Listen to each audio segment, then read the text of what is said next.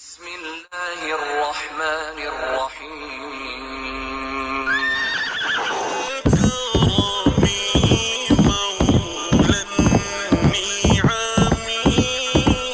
هادي الأمم لشريعته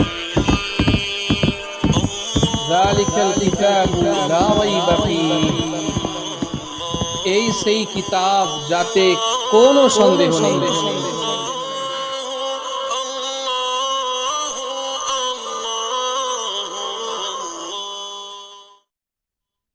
আলহামদুলিল্লাহ ওয়াসসালাতু ওয়াসসালামু আলা রাসূলিল্লাহ ওয়া আলা আলিহি ওয়া সাহবিহি ওয়া মান ওয়ালাহ। قال الله سبحانه وتعالى في القرآن المجيد في سورة الناس قل أعوذ برب الناس ملك الناس إله الناس من شر الوسواس الخناس الذي يوسوس في صدور الناس من الجنة والناس. وقال تعالى في سورة الفلق قل أعوذ برب الفلق من شر ما خلق ومن شر غاسق إذا وقب ومن شر النفاثات في العقد ومن شر حاسد إذا حسد. সম্মানিত দর্শক মণ্ডলী, আপনাদের এই কোরআনের তাফসিরের দার্সে আপনাদের স্বাগতম জানাই। আমরা এর পূর্বে কোরআন নিয়ে আলোচনা শুরু করেছিলাম এবং এই বার্তা আপনাদের কাছে পৌঁছে দিয়েছিলাম যে এই কোরআন যে আল্লাহ সুবহানাহু ওয়া তাআলা অবতীর্ণ করেছেন, সেই কোরআনকে আমাদের বুঝে পড়তে হবে। এটা আমাদের দায়িত্ব, এটা আমাদের জিম্মেদারি। কোরআন শুধুমাত্র এই জন্য নয় যে আমরা পড়ব এবং বোঝার চেষ্টা করব না। প্রকৃতপক্ষে কোরআন তখনই নিজের প্রভাব মানুষের অন্তরে বিস্তার করতে পারবে এবং মানুষ এই কোরআনের মাধ্যমে নিজের জীবনকে পরিবর্তন করতে পারবে যখন মানুষ কোরআনকে বুঝে পড়বে।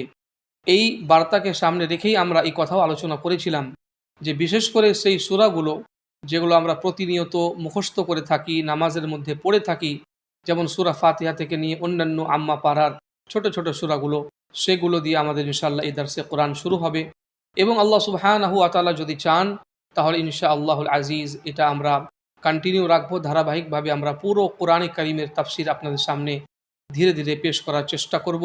আল্লাহ সুবহানাহু ওয়া তাআলা আমাকে আপনাদের সকলকে নিজের সঠিক পথে চলার তৌফিক দান করেন, আমিন। আজকে এই ধারাবাহিকতাকে বজায় রাখাই আমরা সূরা নাস এবং সূরা ফালাকের তাফসির আপনাদের সামনে উপস্থাপন করার চেষ্টা করছি। আল্লাহ সুবহানাহু ওয়া তাআলার নিকটে আমরা এটাই দোয়া করি যে আল্লাহ সুবহানাহু ওয়া তাআলা কোরআনে কারীমের এই সূরাগুলো আমাদের বোঝার এবং সেটা দিয়ে আমাদের অন্তরকে আল্লাহ সুবহানাহু ওয়া তাআলা যাতে আলোকিত করেন, আমিন। সূরা নাসের মধ্যে আল্লাহ সুবহানাহু ওয়া তাআলা বলেন কুল আউযু বিরাব্বিন নাস মালিকিন নাস ইলাহিন নাস মিন শাররিল ওয়াসওয়াসিল খান্নাস আল্লাযী ইউওয়াসবিসু ফি সুদুরিন নাস মিনাল জিন্নাতি ওয়ান নাস। কত সুন্দর একটি সূরা, ছোট একটি সূরা, যে সূরাটা প্রায় আমাদের মুসলমানের মুখস্থ, কিন্তু দুঃখজনক হলেও সত্য যে আমাদের অধিকাংশ মানুষ এই সূরার অর্থ হয়তো বুঝে না, তার ব্যাখ্যা, তার প্রেক্ষাপট হয়তো জানে না। এই সূরা এবং এর পূর্বে যেই সূরাটি রয়েছে সূরা ফালাক, এই দুটি সূরার একটি প্রেক্ষাপট রয়েছে এবং এই প্রেক্ষাপটে এই দুইটি সূরা অবতীর্ণ হয়েছিল। আসুন আমরা সেটাকে আগে বুঝি, তারপর ইনশাআল্লাহুল আজিজ এই সূরার মধ্যে আল্লাহ সুবহানাহু ওয়া তাআলা আমাদের কি শিখিয়ে দিয়েছেন, তার অর্থ কি, তার সংক্ষিপ্ত বিশ্লেষণের সাথে আমরা আপনাদের সামনে উপস্থাপন করব।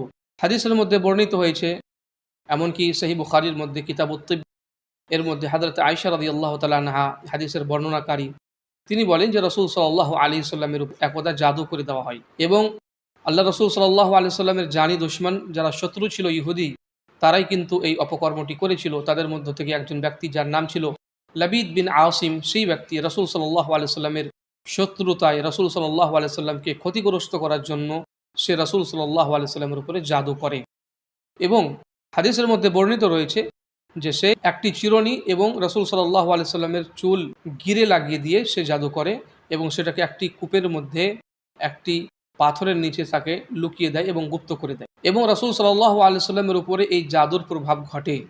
হযরত আয়েশা রাদিয়াল্লাহু তাআলা আনহা বলেন যে এই জাদুর প্রভাব এটা দেখা দিয়েছিল যে রাসূল সাল্লাল্লাহু আলাইহি সাল্লাম কোনো কাজ যা করেননি সেটাকে করেছেন বলে মনে হতো, রাসূল সাল্লাল্লাহু আলাইহি সাল্লাম সেটা করে নিয়েছেন এরকম ধারণা আসতো, অথচ রাসূল সাল্লাল্লাহু আলাইহি সাল্লাম সেই কামটি করেননি। এই মর্মে হাদিসের মধ্যে বর্ণিত হয়েছে রাসূলুল্লাহ সাল্লাল্লাহু আলাইহি সাল্লাম আয়েশাকে বললেন যে আয়েশা, আমি ঘুমিয়েছিলাম এবং আল্লাহর পক্ষ থেকে দুইজন ফেরেশতা আমার শিয়রে এবং আমার পায়ের কাছে এসে বসলো এবং তারা এক অপরকে প্রশ্ন করতে আরম্ভ করলো এবং তার উত্তর দিতে আরম্ভ করলো। একজন ফেরেশতা অপরজন ফেরেশতাকে জিজ্ঞাসা করলো যে এই ব্যক্তিকে কি হয়েছে। অন্য ব্যক্তি বলল যে এই ব্যক্তির উপরে জাদু করা হয়েছে। আরেকজন বলল যে কে জাদু করেছে। তখন সেই উত্তরে বলল যে লাবিদ বিন আসিম নামক ইহুদি মুনাফিক, সে রাসূল সাল্লাল্লাহু আলাইহি ওয়াসাল্লামের উপরে জাদু করেছে। তারপরে সে জিজ্ঞাসা করলো যে আচ্ছা জাদু কিসে করা হয়েছে। তখন সে উত্তর দিল একটি চিরুনি এবং চুলের মধ্যে গিরে লাগিয়ে জাদু করা হয়েছে। তখন জিজ্ঞাসা করলো সেই ফেরেশতাটি এই জাদু করে সে কোথায় লুকিয়ে রেখেছে। তখন বলল অমুক জায়গার অমুক বাগানের একটি কূপ রয়েছে, সেই কূপের মধ্যে একটি পাথরের তলে জাদুর জিনিসগুলোকে সে লুকিয়ে রেখেছে। তারপর রাসূল সাল্লাল্লাহু আলাইহি ওয়াসাল্লাম যখন জাগ্রত হলেন তখন লোকজনকে পাঠিয়ে সেখান থেকে চিরুনি এবং সেই গিরে লাগা চুল উদ্ধার করলেন এবং সেই গিরেগুলো আল্লাহ সুবহানাহু ওয়া তাআলার হুকুমে রাসূলুল্লাহ সাল্লাল্লাহু আলাইহি ওয়াসাল্লাম খুলে দিলেন এবং খোলার সাথে সাথেই আল্লাহ রাসূল সাল্লাল্লাহু আলাইহি ওয়াসাল্লাম জাদু মুক্ত হয়ে গেলেন। হাদিসের মধ্যে বর্ণিত হয়েছে আয়েশা রাদিয়াল্লাহু তাআলা আনহা রাসূল সাল্লাল্লাহু আলাইহি ওয়াসাল্লামকে বললেন যে আল্লাহ রাসূল আপনি তো জানেন যে অমুক ইহুদি আপনার উপরে এই জাদু করেছিল, আপনি কি প্রতিশোধ গ্রহণ করবেন না। রাসূল সাল্লাল্লাহু আলাইহি ওয়াসাল্লাম কত সুন্দর উত্তর দিলে বললেন যে আল্লাহ সুবহানাহু ওয়া তাআলা আমাকে শিফা দান করেছেন, আরোগ্য দান করেছেন, আমাকে নিরাময় করেছেন এবং আমি চাই না যে আমার জন্য মন্দ কিছু মানুষের মধ্যে ছড়িয়ে যাক। এই জন্য রাসূল সাল্লাল্লাহু আলাইহি ওয়াসাল্লাম তাকে ক্ষমা করলেন, প্রতিশোধ গ্রহণ করলেন না। এই মর্মেই মূলত এই দুইটি সূরা আল্লাহ সুবহানাহু ওয়া তাআলা অবতীর্ণ করেন। এই ঘটনাকে কেন্দ্র করেই এই দুইটি সূরা অবতীর্ণ হয়, যেখান থেকে আমরা বুঝতে পারি যে কোনো ব্যক্তির উপরে যদি জাদু করা হয় তাহলে এই দুইটি সূরা পড়ে তার উপরে যদি ফুঁক দেওয়া হয় তাহলে এই দুটি সূরা অত্যন্ত তার জন্য প্রভাবশালী এবং আল্লাহ সুবহানাহু ওয়া তাআলার উপরে পূর্ণ আস্থা রেখে কোনো ব্যক্তি যদি এই দুইটি সূরা পড়ে তাকে ফুঁক দেয়, আল্লাহ সুবহানাহু ওয়া তাআলা চাইলে ইনশাআল্লাহুল আজিজ সে ব্যক্তি জাদু থেকে এবং শয়তানের অনিষ্ট থেকে আল্লাহ সুবহানাহু ওয়া তাআলা সুরক্ষা পাবে এবং সেই জাদু থেকে সে মুক্তি পাবে। তো এই দুটি সূরার মধ্যে এমন কি বলা হয়েছে, আমরা প্রথমে সূরা নাস তারপরে সূরা ফালাকের মধ্যে অর্থ কি রয়েছে সেটাকে জানার চেষ্টা করি।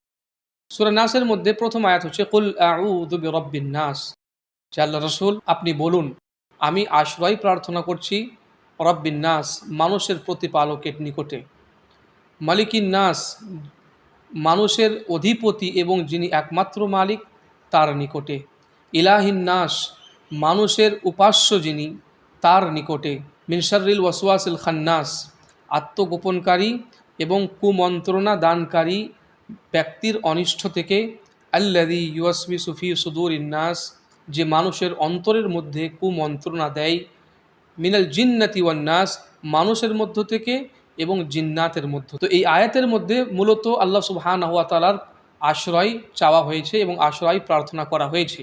এখান থেকে মুমিন ব্যক্তিকে শিখে রাখা উচিত যে যখনই কোনো ভয় ভীতির মধ্যে আপনি পড়বেন, বিপদের মধ্যে সংকটাপন্ন হবেন, কোনো জিনিসের ভয় আপনাকে পেরেশান করে রাখবে, তখন আমাদের দায়িত্ব হচ্ছে, কোরআনের শিক্ষা হচ্ছে যে আমরা শুধুমাত্র আল্লাহ সুবহানাহু ওয়া তাআলার নিকটে আশ্রয় প্রার্থনা করব। তিনি আমাদের আশ্রয় দিতে পারেন, তিনি আমাদের ওই ভয় ভীতির অবস্থা থেকে সেখান থেকে উত্তোলনের ব্যবস্থা করতে পারেন, তিনি আমাদের প্রোটেকশন এবং সুরক্ষা দান করতে পারেন। তিনি বাদ দিয়ে অন্য কোনো সত্তা নেই যিনি আমাদের সুরক্ষা দান করতে পারেন। এই জন্যই সকল প্রকারের অনিষ্ট থেকে, ভয় থেকে আমরা আল্লাহ সুবহানাহু ওয়া তাআলার নিকটে আশ্রয় প্রার্থনা করব। এটি হচ্ছে কোরআনের শিক্ষা। এবং শুধু এটাই নয়, কোরআনে কারীমের বিভিন্ন আয়াতের মধ্যে আল্লাহ সুবহানাহু ওয়া তাআলা এই বিষয়টি নিয়ে আলোকপাত করেছেন। যেমনটা আমরা সূরা মারিয়াম পড়লে জানতে পারি যে যখন জিবরাইল আলাইহিস সালামকে মারিয়ামের কাছে মানুষের আকারে পাঠানো হয়েছিল, ফাতামাসসালা লাহা বাশারান সাওয়িয়া, তখন কিন্তু মারিয়াম আলাইহিস সালাম ঘাবড়ে গিয়েছিলেন এবং তিনি অন্য কারো কাছে আশ্রয় প্রার্থনা করেননি, তিনি আল্লাহ সুবহানাহু ওয়া তাআলার নিকটে আশ্রয় প্রার্থনা করেছিলেন। কালাত ইন্নী আউযু বিররহমানি মিনকা ইন কুনতা তাকিয়্যা, তিনি বলেছিলেন। এরকমভাবে হযরত নূহ আলাইহিস সালামের ঘটনাও সূরা হুদের মধ্যে বর্ণনা হয়েছে, সেখানেও তিনি আল্লাহ সুবহানাহু ওয়া তাআলার আশ্রয় প্রার্থনা করেছেন, ইন্নী আউযু বিকা আন আসআলাকা মা লাইসা লাকা বিহি ইলম। এরকমভাবে বিভিন্ন আম্বিয়াদের ঘটনা বর্ণনা করে আল্লাহ সুবহানাহু ওয়া তাআলা আমাদের শিখিয়ে দিয়েছেন আশ্রয় যখন প্রার্থনা করার প্রয়োজন হবে আমরা এদিক ওদিক না গিয়ে শুধুমাত্র মহান রব্বুল আলামিনের নিকটে আশ্রয় প্রার্থনা করব। এই সূরাতের মধ্যে আল্লাহ সুবহানাহু ওয়া তাআলা সেই আশ্রয় গ্রহণ করার কথাই আল্লাহ সুবহানাহু ওয়া তাআলা আমাদের শিখিয়ে দিচ্ছেন যে হে রাসূল আপনি বলুন যে আমি আশ্রয় প্রার্থনা করছি বেরব্বিন নাস, মানুষের রবের নিকটে, তাদের প্রতিপালকের নিকটে আমি আশ্রয় প্রার্থনা করছি। সূরার মধ্যে লক্ষ্য করলে দেখা যায় যে আল্লাহ সুবহানাহু ওয়া তাআলা এখানে নিজের 3টি গুণ বর্ণনা করেছেন। এক নম্বর হচ্ছে রব্বিন নাস, দ্বিতীয় নম্বরে হচ্ছে মালিকিন নাস এবং ইলাহিন নাস, এটি হচ্ছে তৃতীয় নম্বরে। অর্থাৎ আল্লাহ সুবহানাহু ওয়া তাআলা মানুষের প্রতিপালক, তিনি হচ্ছেন রব, তিনি হচ্ছেন মালিক। যাবতীয় মালিকানা, যাবতীয় সার্বভৌমত্ব শুধুমাত্র আল্লাহ সুবহানাহু ওয়া তাআলার অধীনস্থ। এবং আল্লাহ সুবহানাহু ওয়া তাআলা হচ্ছেন ইলাহুন নাস, অর্থাৎ মানুষের উপাস্য, মানুষের মাবুদ, পূজনীয় সত্তা শুধুমাত্র আল্লাহ সুবহানাহু ওয়া তাআলা। তো যখন আল্লাহ সুবহানাহু ওয়া তাআলাই হচ্ছেন প্রতিপালক, তিনিই হচ্ছেন মালিক এবং অধিপতি, এবং তিনিই হচ্ছেন একমাত্র উপাস্য এবং পূজনীয়, তাহলে আমাদের শুধুমাত্র তারই ইবাদত করা উচিত, তার নিকটেই আশ্রয় প্রার্থনা করা উচিত। এই ব্যাপারটি, সূক্ষ্ম ব্যাপারটি আমাদের বুঝতে হবে। এবং এখানে আশ্রয় প্রার্থনা করা হয়েছে মিন শাররিল ওয়াসওয়াসিল খান্নাস, আত্মগোপনকারী এবং অন্তরের মধ্যে কুমন্ত্রণা দেয় এমন সমস্ত বিষয়ের অনিষ্ট থেকে। তাহলে এখানে বোঝা গেল যে কিছু বিষয় আল্লাহ তাআলা এমন সৃষ্টি করেছেন যা মানুষের অন্তরের মধ্যে কুমন্ত্রণা দিয়ে থাকে। এই মর্মে একটি হাদিস সঠিক সূত্রে বর্ণিত হয়েছে। রাসূল সাল্লাল্লাহু আলাইহি সাল্লাম যেখানে বলেছেন যে তোমাদের মধ্যে কোনো ব্যক্তি এমন নেই যার জন্য শয়তানের, অর্থাৎ জিন্নাত থেকে এবং একজন ফেরেশতা থেকে সঙ্গী নিযুক্ত না করা হয়েছে।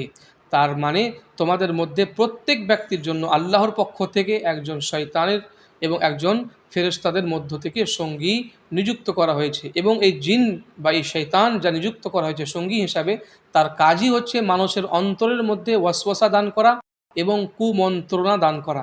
এই জন্য এই কুমন্ত্রণা থেকে এখানে আমাদের আশ্রয় প্রার্থনা করার কথা বলা হয়েছে। এখান থেকে বোঝা গেল যে যেহেতু আমাদের মধ্যে প্রত্যেক ব্যক্তির সাথে আল্লাহর পক্ষ থেকে একজন শয়তান নিযুক্ত, যার কাজই হচ্ছে আপনাকে মন্দ দিকে নিয়ে যাওয়া, আপনাকে ভ্রষ্টতার দিকে নিয়ে যাওয়া, বিভিন্ন রকমের কুমন্ত্রণা আপনার অন্তরের মধ্যে সৃষ্টি করা। এই জন্য আমাদের দায়িত্ব হচ্ছে এবং আমাদের জন্য সাবধানতার বার্তা হচ্ছে এই যে আমরা সদা সর্বদা সেই শয়তানের অনিষ্ট থেকে এবং এই কুমন্ত্রণা এবং অশ্বাসা থেকে আল্লাহর নিকটে আশ্রয় প্রার্থনা করব। আল্লাযী ইউওয়াসওয়িসু ফী সুদুরিন নাস, মানুষের অন্তরের মধ্যে সে কুমন্ত্রণা দিয়ে থাকে, ওয়াসওয়াসা দিয়ে থাকে। এখানে আমাদের এই কথাও জেনে রাখা উচিত যে শুধুমাত্র শয়তান নয়, অনেক ক্ষেত্রে মানুষের যে নফস রয়েছে, মানুষের মধ্যে যে মন এবং রয়েছে, আত্মা রয়েছে, মানুষের নফস, এর মাধ্যমেও কিন্তু মানুষের মধ্যে কুমন্ত্রণা এসে থাকে। এই জন্য রাসূল সাল্লাল্লাহু আলাইহি ওয়াসাল্লাম একটি হাদিসের মধ্যে বলেছেন, আল্লাহুম্মা ইন্নী আউযু বিকা মিন শাররি নাফসি, যে হে আল্লাহ, আমি তোমার নিকটে আমার নফসের অনিষ্ট থেকে আশ্রয় প্রার্থনা করছি। তার মানে এই যে নফস রয়েছে, নফসে আম্মারা রয়েছে, মানুষকে মন্দ কাজের দিকে ধাবিত করে এবং তার মনের মধ্যে কুমন্ত্রণা জাগায়। সেখান থেকেও আমাদের কিন্তু আল্লাহর নিকটে তার অনিষ্ট থেকে আশ্রয় প্রার্থনা করতে হবে। এবং শেষের আয়াতে আল্লাহ সুবহানাহু ওয়া তাআলা বলেন, মিনাল জিন্নাতি ওয়ান নাস, যে কুমন্ত্রণা মানুষের অন্তরের মধ্যে দেয় সেটা জিন থেকে হতে পারে এবং মানুষের মধ্য থেকেও হতে পারে। এখান থেকে আমরা এটাও বুঝতে পারি যে অন্তরের মধ্যে কুমন্ত্রণা শুধুমাত্র শয়তান দায়ী না, বরং মানুষও দেয়। আবার এই আয়াতের কিছু কিছু মুফাসসিরিন কেরাম এও তাফসীর করেছেন যে মিনাল জিন্নাতি ওয়ান নাস বলতে আল্লাহ সুবহানাহু ওয়া তাআলা বুঝিয়েছেন যে শয়তান যা মানুষের অন্তরের মধ্যে কুমন্ত্রণা দেয়, সেই শয়তান শুধু জিন্নাতের মধ্যেই সীমাবদ্ধ নয়, বরং এমন শয়তান মানুষের মধ্যেও রয়েছে। এখান থেকে বোঝা যায় যে কিছু মানুষ রয়েছে যারা শয়তানেরই রূপ, শয়তানেরই তারা কাজ করে থাকে, তারা হচ্ছে চেলা, তারই হচ্ছে শীর্ষ। এবং এই মতকেই অনেক মুফাসসিরিন কেরাম বেশি অগ্রাধিকার দিয়েছেন। যাই হোক, এখান থেকে আমরা বুঝতে পারলাম যে জিন্নাত হোক বা মানুষ হোক, যারা মনের মধ্যে কুমন্ত্রণা জাগায়, কুমন্ত্রণা দেয়, অশ্বাসা দেয়, তাদের অনিষ্ট থেকে সদা সর্বদা আমাদের আল্লাহ সুবহানাহু ওয়া তাআলার আশ্রয় প্রার্থনা করা উচিত। এবং এই সূরাটি যখন আমরা পাঠ করি তখন মূলত আমরা এই সমস্ত রকমের অনিষ্ট থেকে, দুনিয়া এবং আখিরাতের অনিষ্ট থেকে আল্লাহ সুবহানাহু ওয়া তাআলার কাছে আশ্রয় প্রার্থনা করে থাকি। তো যখনই আমরা এই সূরায়ে নাস পড়ব, তখনই যাতে এই অর্থগুলো আমাদের মাথায় ঘুরপাক খেতে থাকে যে এই সূরার মধ্যে আমরা রব্বুন নাস, মালিকিন নাস, ইলাহিন নাসের নিকটে শয়তান এবং আত্মগোপনকারী, কুমন্ত্রণা দানকারীদের অনিষ্ট থেকে আশ্রয় প্রার্থনা করছি এবং আল্লাহর নিকটে মূলত আমরা দোয়া এবং প্রার্থনা করছি। এই সূরার পরে আরেকটি সূরা সূরা ফালাক, যে দুইটি সূরা একসাথেই অবতীর্ণ হয়েছিল। সূরা ফালাকের মধ্যে কি বলা হয়েছে আসুন এবার আমরা শুনি। আল্লাহ সুবহানাহু ওয়া তাআলা বলেন, কুল আউযু বিরাব্বিল ফালাক, যে বলো আমি আশ্রয় প্রার্থনা করছি বিরাব্বিল ফালাক, উষার রবের। উষা অর্থাৎ সকাল, সকালের যিনি প্রতিপালক রব, তার নিকটে আমি আশ্রয় প্রার্থনা করছি। তারপরে কুল আউযু বিরাব্বিল ফালাক মিন শাররি মা খালাক, যা তিনি সৃষ্টি করেছেন তার অনিষ্ট থেকে আমি তার আশ্রয় প্রার্থনা করছি। মিন শাররি মা খালাক ওয়া মিন শাররি গাসিকিন ইযা ওয়াকাব, এবং রাত্রের অনিষ্ট থেকে যখন রাত অন্ধকার আচ্ছন্ন হয়ে যায় এবং রাত্রের অন্ধকার আরও গভীর হয়ে যায়, সেই রাত্রের গভীরতা থেকে বা রাত্রের অনিষ্ট থেকে আমি আশ্রয় প্রার্থনা করছি। তারপরে এই সূরার মধ্যে বলা হয়েছে ওয়া মিন শাররি গাসিকিন ইযা ওয়াকাব ওয়া মিন শাররিন নাফাসাতি ফিল উকাদ, এবং গিরায় ফুৎকার দানকারী নারীদের অনিষ্ট থেকে আমি আল্লাহ সুবহানাহু ওয়া তাআলার আশ্রয় প্রার্থনা করছি। তারপরে অবশেষে এই সূরাতের মধ্যে বলা হয়েছে ওয়া মিন শাররি হাসিদিন ইযা হাসাদ, যে যখন হিংসুক ব্যক্তি হিংসা করে তখন তার অনিষ্ট থেকে আমি রব্বুল ফালাক অর্থাৎ উষার রবের নিকট আশ্রয় প্রার্থনা করছি, আল্লাহর নিকটে আশ্রয় প্রার্থনা করছি। এই সূরার অর্থ বুঝে নেওয়ার পরে এবার তার সামান্য আমরা ব্যাখ্যা বিশ্লেষণের দিকে চলে যাই। এখানে সর্বপ্রথমে বলা হয়েছে কুল আউযু বিরাব্বিল ফালাক, সকালের যিনি প্রতিপালক, অর্থাৎ যার হুকুমে সকাল হয়ে থাকে, উষা হয় এবং আমরা এই সূর্যের জ্যোতি দেখতে পাই, সেই মহান সত্তার নিকটে আমি আশ্রয় প্রার্থনা করছি। আবার কোনো কোনো মুফাসসিরিন বলেন বিরাব্বিল ফালাক বলতে আল্লাহ তাআলা বুঝিয়েছেন যে যিনি সৃষ্টির স্রষ্টা, সমস্ত সৃষ্টি যিনি সৃষ্টি করেছেন সেই স্রষ্টার নিকটে আমি আশ্রয় প্রার্থনা করছি। মিন শাররি মা খালাকা, আল্লাহ সুবহানাহু ওয়া তাআলা যা কিছুই সৃষ্টি করেছেন সেই সৃষ্টির মধ্যে যে কোনো প্রকারের যাই অনিষ্ট থাকুক, শার থাকুক, খারাপই থাকুক, সেখান থেকে আমি আশ্রয় প্রার্থনা করছি। তার মানে দুনিয়ার মুখে যত প্রকারের অনিষ্ট হতে পারে, শয়তানের অনিষ্ট, নাফসের অনিষ্ট, মানুষের অনিষ্ট, গুনাহের অনিষ্ট, এই সকল প্রকারের অনিষ্ট থেকে আমি আল্লাহর নিকটে আশ্রয় প্রার্থনা করছি। আবার তারপরে বলা হয়েছে ওয়া মিন শাররি গাসিকিন ইযা ওয়াকাব, রাত্রির অন্ধকার থেকে আমি আশ্রয় প্রার্থনা করছি যখন রাত্রির অন্ধকার আরও গভীর হয়ে যায়। তো যখন সকল কিছুর অনিষ্ট থেকে এর পূর্বেই আশ্রয় চাওয়া হলো, তাহলে রাত্রের অন্ধকারের অনিষ্ট থেকে আবার কেন আশ্রয় চাওয়া হচ্ছে, অথচ অলরেডি সেটা হয়ে গেছে? মুফাসসিরিনে কেরাম বলেন যে সকল প্রকারের অনিষ্ট থেকে আশ্রয় চেয়ে নেওয়ার পরেও রাত্রির অনিষ্টের কথা আল্লাহ তাআলা এখানে বিশেষভাবে এই জন্য উল্লেখ করলেন যে সাধারণত অনিষ্টগুলো যা ছড়ায় সেটা রাত্রের অন্ধকারে, সেখানে শয়তান ছড়ায়, সেখানে বিভিন্ন রকমের কীট পতঙ্গ এবং বিষধারী সাপ রাত্রের মধ্যে তারা বিচরণ করে, চলাফেরা করে তারও অনিষ্ট থেকে, এবং এরকমভাবে চোর ডাকাত এবং যারা গুনহেগার ব্যক্তি হয়, যারা পাপাচারী ব্যক্তি হয়, তারা পাপ করার জন্য, গুনাহ করার জন্য মূলত রাত্রের অন্ধকারে কামুড়ি দিয়ে তারা বের হয়। এই যে অনিষ্ট যেহেতু রাত্রের অন্ধকারে বেশি ছড়ায়, এই জন্য বিশেষভাবে আল্লাহ সুবহানাহু ওয়া তাআলা রাত্রের অন্ধকারের যখন সে গভীর হয়ে যায় তার অনিষ্ট থেকে আশ্রয় প্রার্থনা করা আমাদের শিখিয়ে দিয়েছেন। তাছাড়াও আরেকটি ভয়ঙ্কর অনিষ্ট হচ্ছে ওয়া মিন শাররিন নাফাসাতি ফিল উকাদ, যে গিরার মধ্যে যারা ফুৎকার দান করে, ফুঁক দেয় মহিলারা, তাদের অনিষ্ট থেকে, অর্থাৎ যারা জাদু করে। এখানে যদিও মহিলাদের জন্য শব্দটি ব্যবহার করা হয়েছে, কিন্তু যদি কোনো পুরুষও এরকম কোনো কাজ করে, অর্থাৎ জাদুর কোনো কাজ করে, গিরার মধ্যে ফুৎকার দিয়ে কারো উপরে জাদু করে, তার যে অনিষ্ট, সেখান থেকে এই সূরাতের মধ্যে আশ্রয় প্রার্থনা করা হয়েছে। এই জন্য আপনাকে আমি এর পূর্বেই বললাম যে এই দুটি সূরা অত্যন্ত গুরুত্বপূর্ণ। যদি কাউকে কেউ জাদু করে দেয়, আল্লাহর উপরে পূর্ণ আস্থা রেখে এই সূরাগুলো পড়ে তাকে ফুঁক দেন, রুকিয়া করুন, ঝাড়ফুঁক করুন, দেখবেন ইনশাআল্লাহুল আজিজ আল্লাহ সুবহানাহু ওয়া তাআলার অশেষ রহমতে সে ব্যক্তি জাদু থেকে সুরক্ষিত হয়েছে, মুক্তি লাভ করেছে। তো এখানেও যারা ফুৎকার দান করে এবং ফুৎকার করে জাদু করে, জাদুটোনা করে, তাদের অনিষ্ট থেকে এখানে আশ্রয় প্রার্থনা করা হয়েছে। এবং অবশেষে ওয়া মিন শাররি হাসিদিন ইযা হাসাদ বলে আল্লাহ তাআলা বলেছেন যে যখন কোনো ব্যক্তি হিংসুক হয় এবং হিংসা করে, তার হিংসার একটা প্রভাব তার উপরেও পড়ে যার নিয়ামত থেকে সে হিংসা করছে। এজন্য এখানে সেই হিংসুটে ব্যক্তির হিংসা থেকেও যাতে আমি সুরক্ষিত থাকতে পারি, তার অনিষ্ট থেকে আমি মুক্ত থাকতে পারি, তার জন্য কিন্তু এখানে আল্লাহ সুবহানাহু ওয়া তাআলার নিকটে আশ্রয় প্রার্থনা করা হয়েছে। তাহলে মূলত এই দুটি সূরা, সূরা ফালাক এবং সূরা নাসের মধ্যে বিভিন্ন বিষয়ের অনিষ্ট থেকে আল্লাহ সুবহানাহু ওয়া তাআলার নিকটে আশ্রয় প্রার্থনা করা হয়েছে, দুনিয়ার ক্ষেত্রেও এবং আখিরাতের ক্ষেত্রেও। এই জন্য যখনই আমরা এই দুটি সূরাকে পড়ব, যাতে আমরা অবহেলা না করি এবং তার অর্থের দিকে ধ্যান রাখবো না, গাফিল হয়ে পড়ব, এমনটা যাতে আমাদের অবস্থা না হয়, গাফিলিনদের যাতে আমরা অন্তর্ভুক্ত না হই। যখন এই দুটি আমরা সূরা পড়ব, এই দুটি সূরার অর্থ এবং তার প্রেক্ষাপট আমাদের মাথার মধ্যে যাতে ঘুরপাক খায়। এখানেই আমাদের এই সংক্ষিপ্ত আলোচনা আমরা শেষ করছি এবং আপনাদের সাথে সাক্ষাৎ হবে তারপরে এপিসোডে ইনশাআল্লাহুল আজিজ। ওয়া আখিরু দাওয়ানা আলহামদুলিল্লাহি রাব্বিল আলামিন।